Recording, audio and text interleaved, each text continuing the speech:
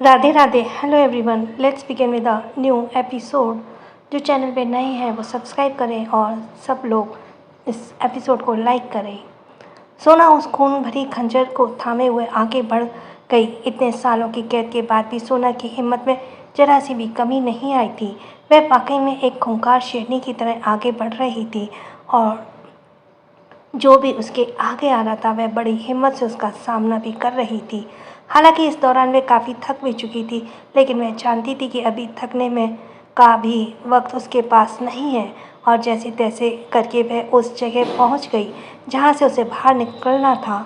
सोना ने एक नज़र पलटकर उस कमरे की तरफ देखा। उसके बाहर करीब 4-5 लोगों की लाशें बिछी हुई थी। सोना ने अजीब सी मुस्कुराहट के साथ कहा, अभी तो जा रही हूँ रजीजा, पर वापस लौटूंगी, इस बात तेरी मौत बनकर। सोना ने उस दीवार की तरफ देखा तो वह दीवार इतनी भी ऊंची नहीं थी कि जिसे फांद कर पार न किया जा सके। सोना 4 कदम पीछे हटी। उसने वापस खंजर को अपने कपड़ों में छुपाया और बड़ी ही फुर्ती के साथ उस दीवार पर चढ़ गई और दूसरी तरफ कूदने कर वहाँ से भाग गई। अब आ गई एक 7 स्टार होटल। दूसरी तरफ 7 स्टार होटल में 9th फ्लोर पर लिफ्ट जाकर रुकती है और आदित्य उस लिफ्ट से बाहर आकर उसने अपने कदम एक रूम की तरफ बढ़ा दिए। कुछ देर बाद वह एक रूम के बाहर आकर खड़ा हुआ और उसने रूम के डोर की बेल बजाई। कुछ ही देर में एक लड़की ने डोर ओपन किया। उस लड़की ने एक ब्लू कलर की शर्ट ड्रेस पहनी हुई थी। वो कोई और नहीं, एनी थी। आदित्य जो अपना फ़ोन देख रहा था उसे नज़र उठाकर सामने खड़ी लड़की की तरफ देखा जो मुस्कुराते हुए उसे ही देख रही थी। तभी एनी आदित्य के गले से लग गई और खुश होते बोली, मुझे पता था तुम जरूर आओगे। आदित्य ने उसे खुद दूर किया, अपने कदम आगे बढ़ाते हुए कहा, तुम इंडिया कब वापस लौटी? एनी ने डोर बंद करते हुए कहा, कल ही। वैसे तुम मुझे यह सवाल क्यों पूछ रहे हो? तो आदित्य ने पूरे रूम में सरसरी नज़र डालते हुए कहा, यह सब छोड़ो और मुझे यह बताओ कि तुम इंडिया आई क्यों हो? आदित्य ने पलटकर एनी की तरफ देखा। एनी ने कहा, अब तुम खड़े खड़े सारे सवाल ही पूछ रहे होगे क्या? चलो बैठो, हम बैठकर बात करते हैं। आदित्य ने कहा, मेरे पास अभी बैठने का वक्त नहीं है। अगर तुमने मेरे सवालों का जवाब जल्द से जल्द दे दोगी तो ज़्यादा बेहतर होगा। एनी ने थोड़ी नाराज़गी के साथ कहा, आदित्य तुम इतना रूड बिहेव क्यों कर रहे हो मेरे साथ? क्या मैं तुमसे मिलने इंडिया नहीं आ सकती? आदित्य ने कहा, आ सकती हो, पर उसका भी एक कोई रीज़न होता है और वह रीज़न मुझे जानना है कि आखिर क्या ज़रूरत हो गई तुम्हें मुझसे मिलने की। एनी ने कुछ पल आदित्य की तरफ देखा और जाकर टेबल पर रखी वाइन की बोतल्स में एक गिलास में वाइन डाली और वापस आदित्य की तरफ आई और वाइन का गिलास आदित्य की तरफ बढ़ाते हुए कहा, कम से कम इसे तो पी सकते हो ना, क्योंकि तुम्हारे पास तो मेरे पास बैठने के लिए भी वक्त नहीं है। आदित्य ने वाइन का ग्लास अपने हाथ में ले लिया और उसका एक सिप लेते हुए कहा, अब बताओ ऐसी कौन सी मजबूरी थी कि तुम्हें मुझसे मिलने के लिए इंडिया आना पड़ा? एनी ने स्माइल के साथ कहा, अब तुम तो मुझे शायद अपना दोस्त नहीं मानते हो, पर मैं तुम्हें मानती हूँ ना, तो क्या मैं अपने दोस्त से मिलने नहीं आ सकती? आदित्य ने कहा, एनी बातों को घुमाओ मत, जो पूछ रहा हूँ उसका जवाब दो। आदित्य की बात सुनकर एनी ने थोड़ा नाराज़गी से कहा, आदित्य तुम जब से आए हो मुझसे रूडली बात कर रहे हो। तुमने एक बार भी मेरा हाल नहीं पूछा। क्या मैं अब इतनी ज़्यादा बुरी हो गई तुम्हारे लिए? कहते हुए एनी थोड़ी इमोशनल हो गई थी। तो आदित्य ने इस बार थोड़ी शांत आवाज़ में कहा, ऐसी बात नहीं है। दरअसल जब से तुमने मुझे अपनी फीलिंग्स के बारे में बताया तब से मैं अब तुम्हारे लिए परेशान हो रहा हूँ कि तुम जो चाहती हो वह नहीं हो सकता। और वैसे भी मैं अब शादीशुदा हूँ और अपनी बीवी से बहुत प्यार करता हूँ और तुम तो जानती हो ना कि वह मेरे बच्चे की माँ भी है। एनी ने कहा, लेकिन जब मेरे दिल में यह फीलिंग जगी थी आदित्य, तब ऐसे मैं कुछ भी नहीं जानती थी। तब तुम्हारी ज़िंदगी में वह लड़की नहीं थी और ऐसा नहीं है कि मैंने ये फीलिंग तुम्हें पहली बार बताई हो। मैं तो 4 साल से ही तुम्हें अपनी फीलिंग्स बताती रही हूँ ना। फिर तुम्हें मुझसे ऐसा क्या कमी नज़र आई कि तुमने मुझे प्यार नहीं कर सकते थे? क्या तुम मेरे बारे में एक बार नहीं सोच सकते थे? क्या तुमसे प्यार करना ही मेरी गलती है? आदित्य ने एनी को समझाते हुए कहा, एनी मैं तुम्हें फ़ोन पर ही बात समझा चुका हूँ और पहले भी कई बार समझा चुका हूँ, तुम्हारे लिए मेरे दिल में कोई फीलिंग्स नहीं है। मैं सिर्फ तुम्हें अपना दोस्त मानता रहा हूँ और इस बात को एक्सेप्ट क्यों नहीं कर लेती हो? एनी ने कहा, चलो छोड़ो अब इस बात को, क्योंकि इन बातों में कोई मतलब नहीं रह गया है। अच्छा, तो मुझे अपनी बीवी से कब मिलवाने वाले हो और अपने बेटे से भी? आदित्य ने कहा, अब तुम इंडिया आ ही गई हो तो मिलवा दूंगा।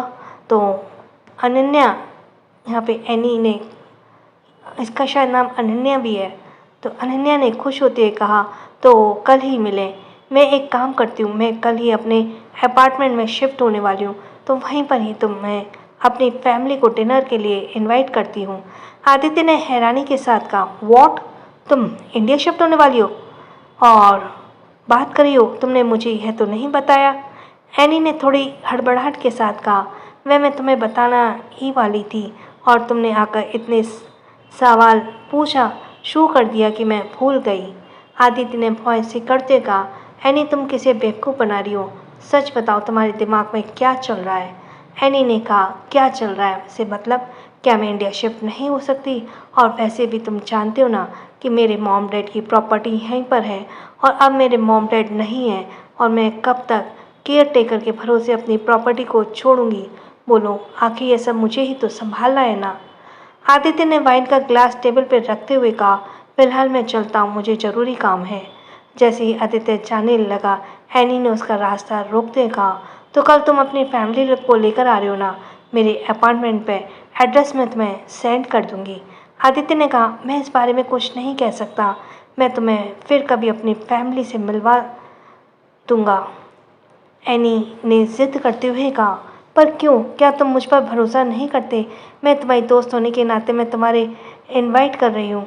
कहते हुए एनी ने रिक्वेस्ट भरी नज़रों से आदित्य को देखा। आदित्य अब चाहकर भी उसे मना नहीं कर पाया और स्माइल करते हुए कहा, ठीक है, तो मुझे एड्रेस सेंड कर देना, मैं कल अदिति और अपने बेटे को लेकर आऊँगा। ऐसा कहते हुए आदित्य रूम से बाहर चला गया। वहीं एनी ने उसे जाते हुए देखा और गहरी सांस लेते हुए कहा, आखिर मैं भी उस लड़की से मिलना चाहती हूँ आदित्य, जो अब तुम्हारे दिल पर राज करती है, जिसकी वजह से तुमने मुझे ठुकरा दिया। कहते हुए एनी के होठों पर एक दर्द भरी स्माइल आ गई और उसने फिर उस वाइन को ग्लास की तरफ देखा जो आदित्य का था। आदित्य ने उस वाइन के ग्लास में सिर्फ एक सिप ही पिया था। एनी ने जाकर उस वाइन के ग्लास को पकड़ लिया और गौर से उसे वाइन के ग्लास को देखते हुए बोली, सुना था कि एक तरफा प्यार हमेशा ही दर्द देता है, पर आज महसूस भी कर रही हूँ। कहते हुए एनी ने उस वाइन के ग्लास से वाइन को पीना शुरू कर दिया। वहीं आदित्य गाड़ी ड्राइव करते हुए एनी के बारे में ही सोच रहा था, क्या मुझे आदित्य को एनी से मिलवाना चाहिए?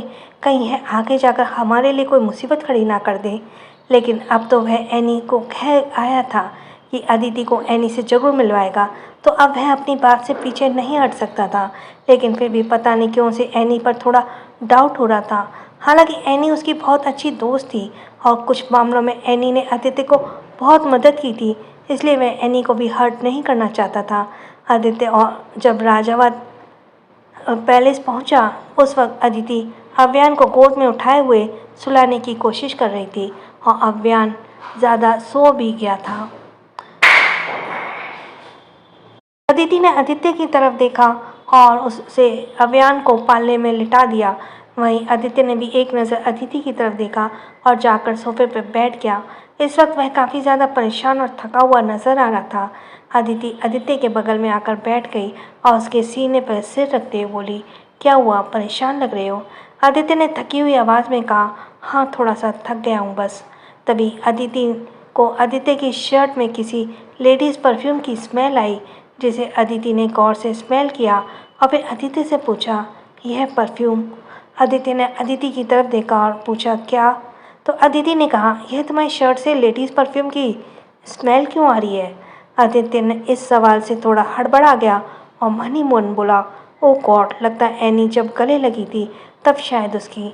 आदित्य ने स्माइल करते हुए कहा, मैं एक बार में गया था तो शायद वहाँ पर कोई लड़की मुझसे टकराई गई होगी, इसलिए। हालांकि आदित्य इस बात को कहने हुए नज़र चुरा रहा था, वह चाहकर भी अदिति से झूठ नहीं बोल पा रहा था। अदिति ने थोड़ा गौर से आदित्य के चेहरे की तरफ देखते हुए कहा, पर मुझे ऐसे क्यों लग रहा है कि तुम मुझसे कुछ छुपा रहे हो? क्या कोई बात है आदित्य? आदित्य ने मुस्कुराते हुए कहा, नहीं यार, तुम इतना शक क्यों कर रही हो? मैंने कहा ना, ऐसा कुछ नहीं है। अच्छा, मैं बहुत थक गया हूँ, सोच रहा हूँ शॉवर ले लूँ।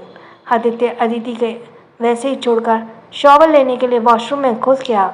वहीं अदिति खुद से बोली, मुझे ऐसे क्यों लग रहा है जैसे वह कुछ छुपा रहे हैं और कोई बात है जो उन्हें मेरे सवाल का जवाब देने से नज़र चुरानी पड़ रही है। अब तो परेशान अदिति के चेहरे पे भी नज़र आने लगी। क्या रिएक्शन होगा अदिति का जब उसे एनी के बारे में पता चलेगा? क्या एनी आदित्य और आदिति के बीच दूरी की वजह बनेगी, या आदित्य वक्त रहते ही सब कुछ संभाल लेगा? So thanks for listening. छोटों को प्यार, बड़ों को सम्मान, डेविल मेरे यार की एपिसोड जो है लव, पैशन और पावर में है। फर्स्ट एपिसोड में वॉइस चेंजर लगा हुआ है, बाकी के एपिसोड्स नॉर्मल हैं। चेंज ऑफ जो है एपिसोड नंबर में, वो मैंने पहले से ही किया था, क्योंकि पहले ही मुझे थोड़ा डर लग रहा था यूट्यूब की वजह से। सो प्लीज़ हैव ऐसे कंटिन्यूशन में। So thanks for listening. Radhe Radhe.